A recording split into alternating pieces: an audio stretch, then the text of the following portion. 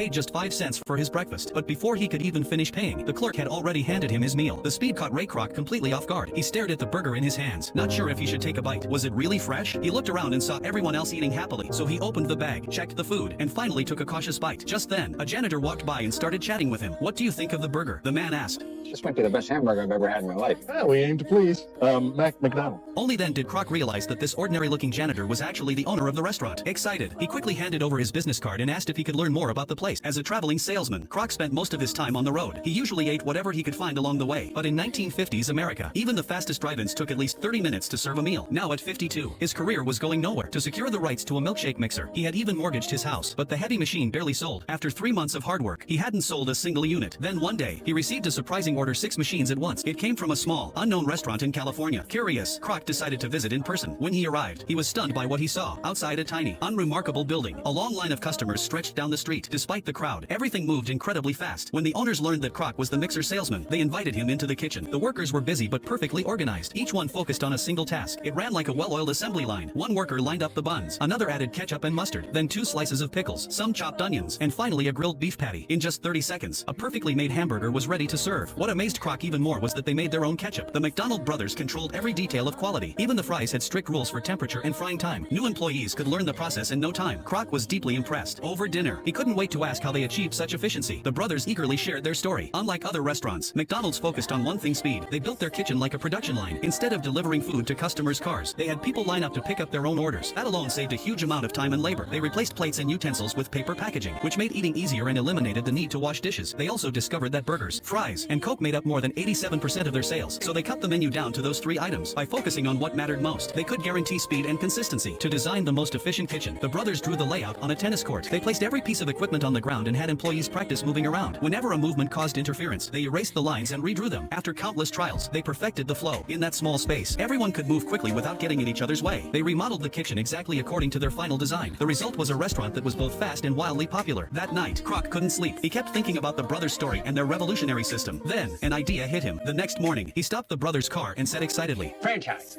Big pardon? Franchise. Franchise the damn thing. Kroc realized that the McDonald's model could be expanded nationwide. If they wanted to grow, franchising was the fastest path forward.